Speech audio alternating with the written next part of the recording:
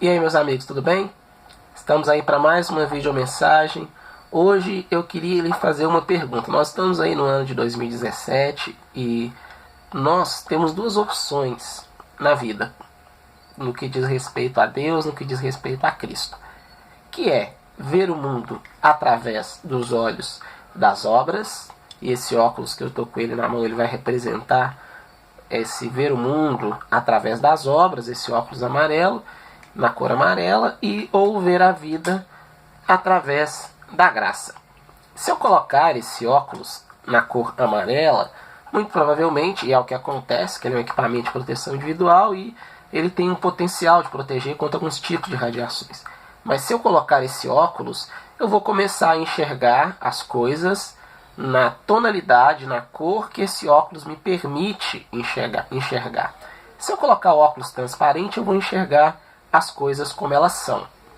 E existem duas opções quando nós buscamos a Deus, quando nós buscamos a Cristo, que é ou enxergar as coisas através das lentes da graça que Cristo manifestou em nosso favor, ou enxergar as coisas através das lentes das obras da lei. E aí eu queria, para que nós viéssemos meditar nessa mensagem de hoje, eu queria que vocês acompanhassem comigo lá no Evangelho segundo João, no capítulo 1, a partir do versículo 16, que diz assim: todos recebemos da sua plenitude, graça sobre graça. E aí no 17 vai dizer: pois a lei foi dada através, ou por intermédio, algumas bíblias vão escrito por intermédio, de Moisés. A graça e a verdade vieram por intermédio de Jesus Cristo. E aqui eu queria que vocês pensassem numa coisa. Quando fala que a lei foi dada por intermédio de Moisés, e existem muitos cristãos que eles vão falar que a lei não tem utilidade nenhuma, o próprio apóstolo Paulo, lá na carta aos Romanos, ele vai dizer que a lei ela tem sim uma utilidade. Porque é através da lei que eu conheço aquilo que é o pecado, aquilo que é o certo e aquilo que é o errado. Porém, quando nós falamos de seguir essa lei, já não é possível que eu venha seguir essa lei e que eu consiga viver uma vida reta através de seguir essa lei. Lá na carta de Paulo aos Romanos, quem quiser acompanhar, abra lá na carta de Paulo aos Romanos, no capítulo 3, a partir do versículo 9, vai dizer assim, o título em cima desse versículo 9 é: ninguém é justo. E aí diz: que concluiremos então? Estamos em posição de vantagem? Aqui Paulo vai estar fazendo uma relação entre os judeus que seguem a lei e os gentios que não estão obrigados a seguir toda a lei judaica. E aí diz assim: estamos em posição de vantagem? Não. Já demonstramos que tanto judeus quanto gentios estão debaixo do pecado. Como está escrito: não há nenhum justo, nenhum sequer. Não há ninguém que entenda, ninguém que busque a Deus. Todos se desviaram, tornaram-se juntamente inúteis. Não há ninguém que faça o bem. Não há nenhum sequer. Suas gargantas são um túmulo aberto. Com suas línguas enganam. E ele vai continuar falando de toda essa maldade, toda essa impiedade que está no homem, independente se é judeu, se é gentio, independente se crer ou não em Deus ou em Cristo. Mas essa maldade, ela está totalmente, ela é intrínseca ao ser humano. Então, quando ele fala, e aqui ele está utilizando versículos de um dos salmos de Davi, porque foi Davi quem disse isso, não há um justo sequer. Foi Davi que disse que Deus olha para a terra e não encontra um que entenda, que todos se desviaram. Aqui ele está dizendo o quanto que o homem é mau e o quanto que o homem por si só não consegue se salvar. Ele não consegue, através das obras de suas mãos, através do cumprimento de uma lei ou do esforço para o cumprimento de uma lei, se salvar. Porque ainda assim ele vai falhar, ainda assim ele vai ser mau, ainda assim ele vai cometer pecados.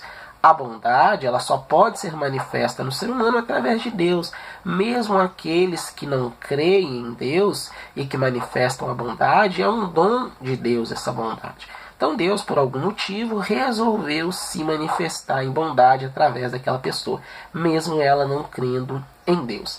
E eu queria que vocês acompanhassem comigo dentro desse mesmo capítulo 3, porém agora a partir do versículo 23, esse capítulo 3 de Romanos, que vai dizer assim: pois todos pecaram e estão destituídos da glória de Deus.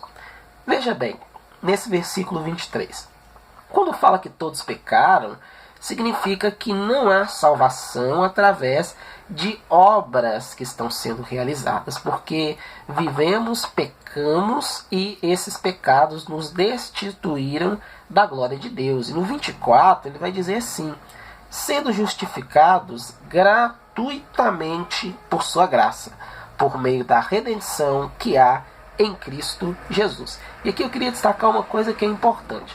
Se nós vamos ser justificados por meio dessa graça em Cristo Jesus e vamos ser justificados gratuitamente, se é gratuitamente, significa que não foi nenhum esforço nosso que fez com que nós viéssemos alcançar essa salvação em Cristo Jesus. Porque senão seria por meio de obras. Lá em Efésios, no capítulo 2, Paulo vai dizer: pela graça sois salvos, isso não vem de vós, mas vem de Deus, não vem pelas obras, para que ninguém se glorie. Então não adianta você tentar usar os óculos da lei, os óculos das obras, e acreditar que você vai ser salvo, vai se tornar uma pessoa melhor por causa de estar praticando boas obras. A grande verdade é que as boas obras, elas são sim importantes, só que elas são como trapo de imundícia, como o profeta Isaías ele vai dizer, que as nossas justiças não passam de trapo de imundícia, o trapo de imundícia que é comparado em algumas versões bíblicas como o pano que limpa a impureza da menstruação das mulheres, que limpava a impureza da menstruação das mulheres, ou o pano que cobria as feridas dos leprosos no passado, por isso trapo de imundícia, porque os leprosos eram considerados imundos e essas mulheres no seu período menstrual também. Então quando nós falamos que as nossas obras são esses trapos de imundícia, e que nós somos como um imundo, mostra que nada do que nós venhamos a fazer é algo que torne-nos justos para sermos dignos de salvação. Ninguém é digno de salvação. Por mais santa que a pessoa tente ser e acredite ser, nenhum de nós somos dignos de salvação. Então a salvação ela vem pela graça, que é um presente imerecido. Veja que lá no Evangelho segundo João, no capítulo 1, que nós lemos, no versículos 16 e 17, fala que a lei veio por intermédio de Moisés e, em contraponto, a graça veio por Jesus Cristo. Então é uma escolha: ou você usa os óculos das obras, os óculos da lei, e passa a enxergar o mundo através da lente das obras, que você tem que fazer muita coisa para ser aceito por Deus e que você é obrigado a fazer muita coisa para ser aceito por Deus, ou você usa os óculos transparentes, cristalinos da graça. Utilizando esses óculos transparentes, cristalinos da graça, você vai enxergar o mundo através dos olhos da graça, através de Cristo Jesus, que tudo que Ele nos dá é bom, porque Ele é bom.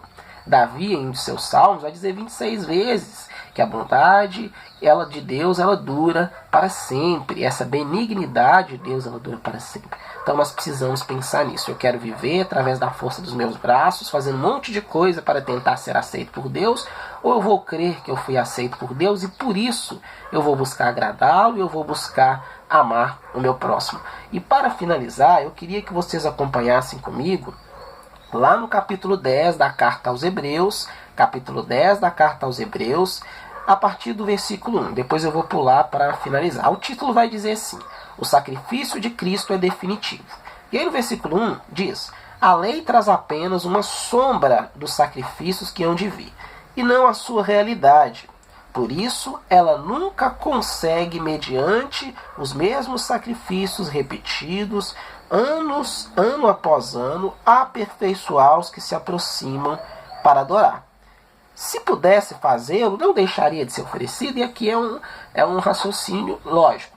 Se as obras da lei, no passado, os sacrifícios que eram feitos pelos pecados, através da morte de animais, se essas obras elas pudessem justificar o homem, ia chegar um momento que não teria mais necessidade de fazer isso. Mas é justamente porque não é definitivo, é por isso que o título desse capítulo 10 é o sacrifício de Cristo é definitivo, que as nossas obras, no passado representadas, essas obras pelo sacrifício de animais, hoje pelo esforço do ser humano de um dia estar salvo, aí ele peca, aí ele pede perdão, no outro dia ele passa a ver uma vida reta e ele está salvo de novo. Num dia ele peca, não está salvo, e aí pede perdão. É uma vida, é uma lei do perde-ganha, e com Cristo não é assim.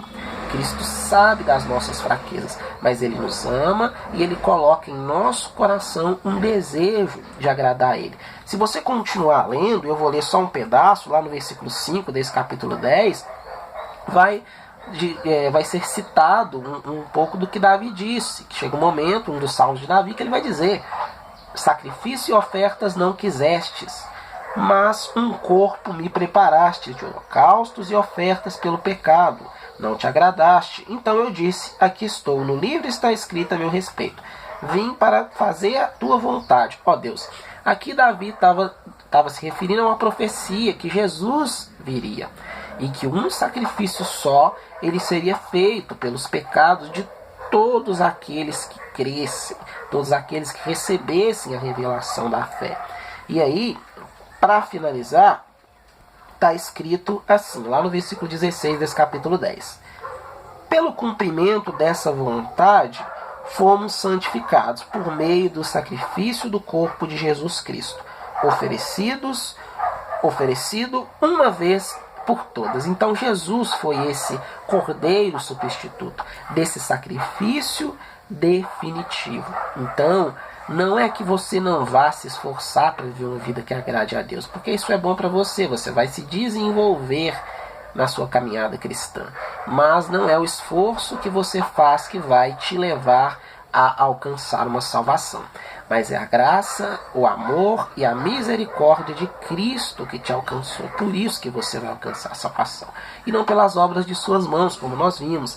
Lá no versículo 14 vai dizer assim: porque por meio de um único sacrifício ele aperfeiçoou para sempre os que estão sendo santificados.